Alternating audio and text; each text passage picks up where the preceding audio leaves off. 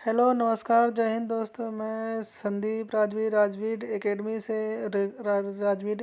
से आपका स्वागत करता हूं, जिसमें हमने व्यक्तित्व भिन्नता का लगभग टॉप 22 एमसीक्यू लिए हैं, जिसमें बहुत महत्वपूर्ण है जो सी टेट लेवल का है, जो सुपरलेटेड है। एकदम सी टेट में तो बहुत तगड़ा काम करेगा ये। लगभग एक भी क्वेश्चन बाहर नहीं इससे है। जो भी है दोबारा तिबारा लगभग रिपीट ही क्वेश्चन हुए हैं। तो हम देखते हैं पहला क्वेश्चन इसमें क्या है कि प्रोजेक्ट प्रणाली किसकी विचारधारा है। प्रोजेक्ट प्रणाली किसकी विचारधारा है? पहला प्लेटो, दूसरा रूसो, तीसरा जॉन डीवी, चौथा अरस्तु। तो इसका आंसर हो जाएगा जॉन डीवी। इसका आंसर हो जाएगा जॉन डीवी, थर्ड वाला। तीसरा देखते हैं दूसरा वाला क्वेश्चन। डाल्टन प्रणाली अथवा प्रयोगशाला प्लान की रचना का श्रेय किसे जाता है? ए मॉन्टेसरी, बी हेलन हार्स्ट को, सी प्लेटो और डी जॉन डीवी को। तो इसका आंसर हो जाएगा हेलेन पार्क हार्ट्स को। इसका आंसर हो जाएगा हेलेन पार्क हार्ट्स को। तीसरा क्वेश्चन देखते हैं। अभिक्रमिक अनुदेशन के प्रतिपादक हैं ए स्किनर, बी पावलाव, सी जॉन डीवी, डी थॉर्नडाइक। इसके आंसर हो जाएंगे पहला ए स्किनर। इसका हो जाएगा ए स्किनर।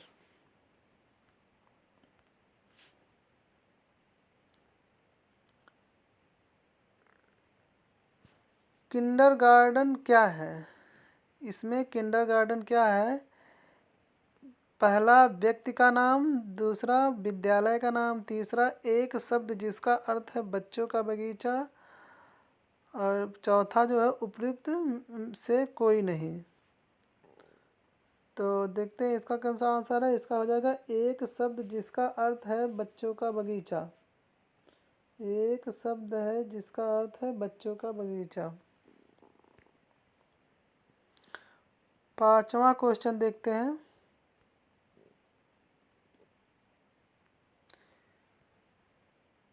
बेसिक शिक्षा प्रणाली व्यक्तिगत भिन्नता पर आधारित थी, इसके प्रतिपादक हैं ए रविन्द्रनाथ टैगोर, बी महात्मा गांधी, सी स्वामी विवेकानंद, डी लाला लाजपत राय। इसका आंसर आप कमेंट बॉक्स में दीजिए। इसका आंसर सेकेंड हो जाएगा बी महात्मा गांधी। ये क्वेश्चन रिपीट हुए हैं लगभग सभी दोबारा तिबारा क्वेश्चन, जो कि अदर एग्जाम में आने के लगभग 100%। इसको 2-3 बार देख लीजिएगा, ऑटोमेटिक आ जाएगा, और इसमें से लगभग क्वेश्चन बाहर लगभग के तौर पे नहीं जाएगा।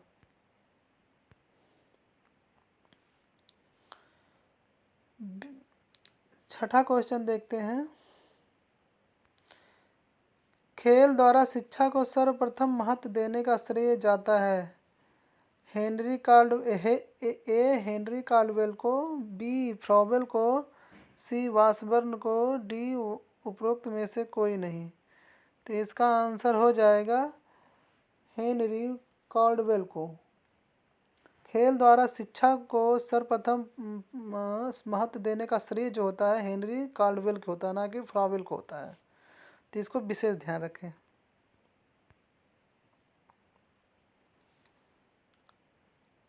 नंबर 7, ग्रीक भाषा में ह्यूरिस्टिक शब्द का अर्थ क्या होता है? नष्ट, ए नष्ट, बी विकास, सी उत्पन्न, इनमें से कोई नहीं। तो इसका आंसर सी हो जाएगा, उत्पन्न हो जाता है। जो ग्रीक भाषा में ह्यूरिस्टिक शब्द का अर्थ होता है वो होता है उत्पन्न होता है।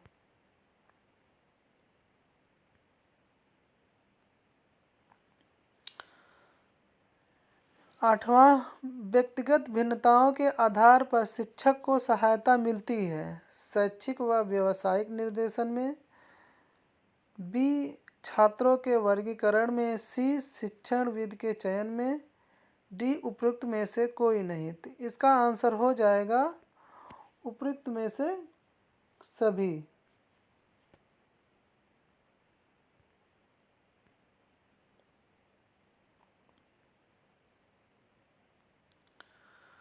नंबर 9, शारीरिक रूप से व्यक्ति के बीच जो भिन्नता दिखाई देती है वह कहलाती है।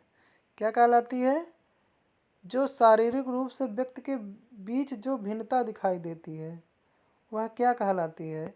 बाहरी भिन्नता, व्यक्तिगत भिन्नता, आंतरिक भिन्नता, उपयुक्त में से सभी। तो इसका होगा बाहरी भिन्नता। बाहरी भिन्नता,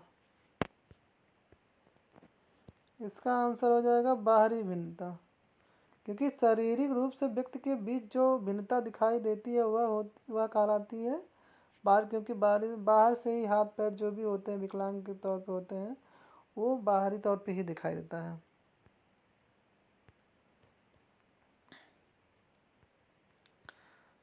क्वेश्चन नंबर 10, निम्न में से कौन सा कथन सही है? ए, दो व्यक्ति समान नहीं होते। बी, व्यक्तिगत भिन्नताओं का मापन संभव है। सी, व्यक्तिगत भिन्नता सार्वभौमिक होती है। और डी, उपयुक्त सभी है। तो इसमें बोला है कि निम्न में से कौन सा कथन सही है? दो व्यक्ति समान नहीं होते हैं, सही बात ये भी है, दो व्यक्ति बिल्कुल समान नहीं होते हैं। व्यक्तिगत भिन्नताओं का मापन संभव है, बिल्कुल है। व्यक्तिगत भिन्नता सार्वभौमिक होती है, बिल्कुल है। उपयुक्त सभी है। तो इसका आंसर हो जाएगा डी, उपयुक्त सभी हो जाएगा।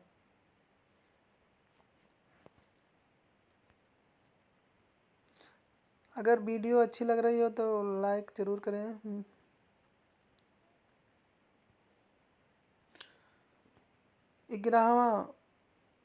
क्वेश्चन नंबर 11 देखते हैं। व्यक्तिगत भिन्नताओं को प्रभावित करने वाले कारक। ए, वंशानुक्रम। बी, वातावरण। सी, ए और बी दोनों सही हैं, इनमें से कोई नहीं।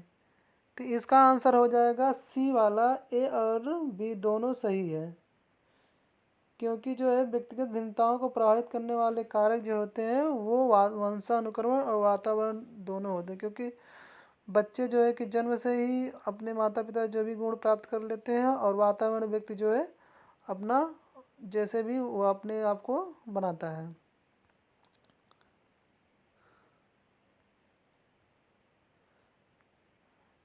ट्वेल्व देखते हैं। 12वां क्वेश्चन। मनोशारीरिक असमानताओं को कहा जाता है। मनोशारीरिक असमानताओं को कहा जाता है।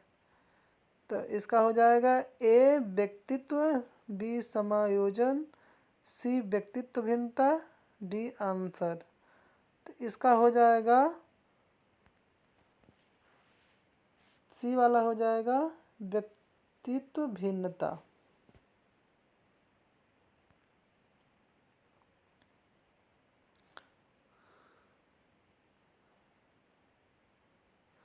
तेरहवां क्वेश्चन देखते हैं। मानसिक विभेद के अंतर्गत नहीं आता है। क्या नहीं आता है? रुचि संबंधी भेद। बी, योग्यता संबंधी भेद। सी, स्वभावगत भेद। सी, डी, शारीरिक संबंधी भेद। मानसिक विभेद के अंतर्गत नहीं आता है। तो हो जाएगा इसका शारीरिक संबंधी भेद।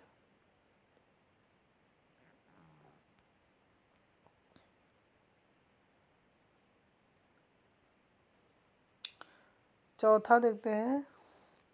14वां, मुख्य रूप से व्यक्तिगत भिन्नताओं को कितने वर्गों में बांटा जाता है? ए, 1। बी, 2। सी, 3। डी, 4। तो इसका आंसर हो जाएगा बी, 2।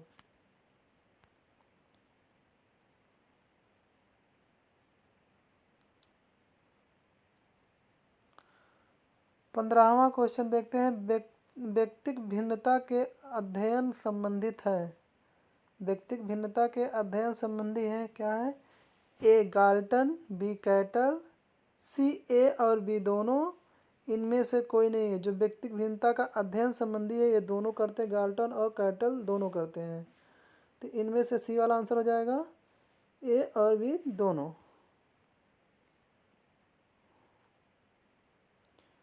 16वां क्वेश्चन देखते हैं।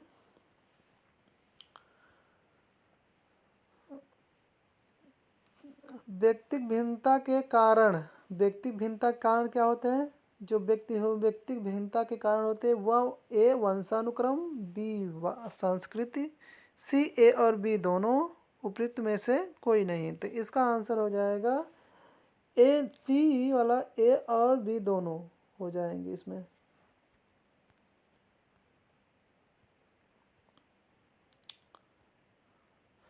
17वां क्वेश्चन देखते हैं। व्यक्तिक भिन्नता जानने के प्रमुख विधियाँ। ए व्यक्ति इतिहास विधि, बी सामूहिक अभिलेख, सी परीक्षण, डी उपयुक्त सभी। तो इसका आंसर हो जाएगा उपयुक्त सभी।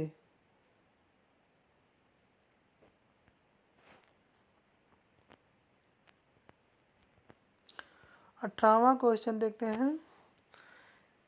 किसने मानव प्राकृतिक आधार पर व्यक्तित्व के दो प्रमुख प्रकार बताए हैं, जैसे अंतर्मुखी और बहिर्मुखी?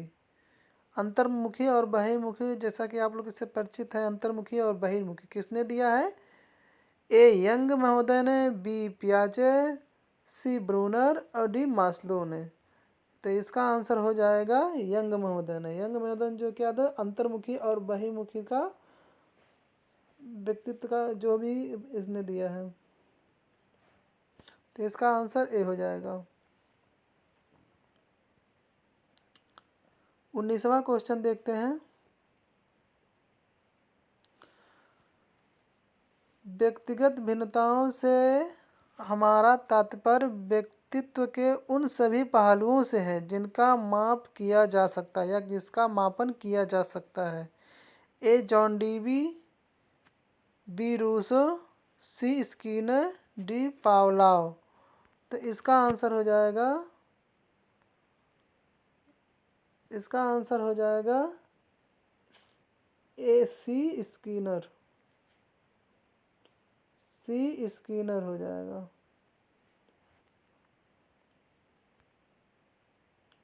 यानी व्यक्तिगत भिन्नताओं से हमारा तात्पर्य व्यक्तित्व के उन सभी पहलुओं से है जिनका मापन किया जा सकता है।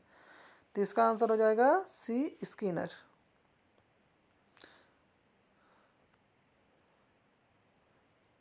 बीसवां क्वेश्चन देखते हैं। किंडरगार्टन प्रणाली के प्रतिपादक कौन है? फ्रॉवेल, मारिया मॉन्टेसरी और जॉन डेवी। तो इसका आंसर सब लोग बताएं, कितने लोग सही दे सकते हैं?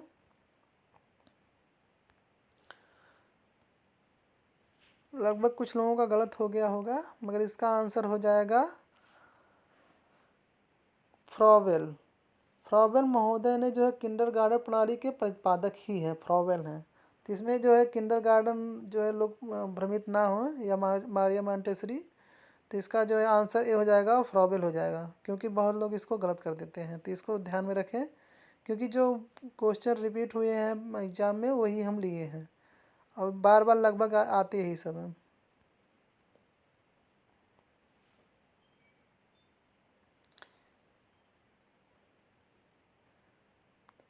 21वां देखते हैं क्वेश्चन। विनेटिका प्रणाली के प्रतिपादक कौन है? विनेटिका प्रणाली के प्रतिपादक कौन है? तो इसका आंसर बताइए। इसका आंसर हो जाएगा A Skinner, B Hughes, D Decroly, D Carleton Washburne. तो इसका आंसर हो जाएगा कार्ल्टन वासबर्न हो जाएंगे।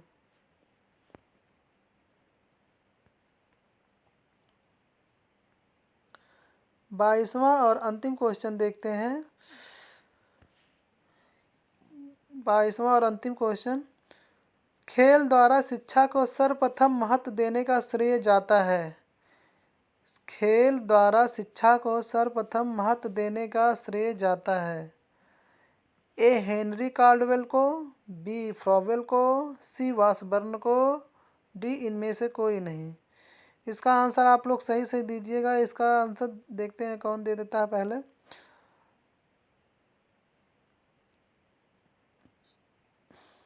लगभग के तौर पे कुछ लोग सही दे सकते हैं, कुछ लोग सही से गलत दे सकते हैं।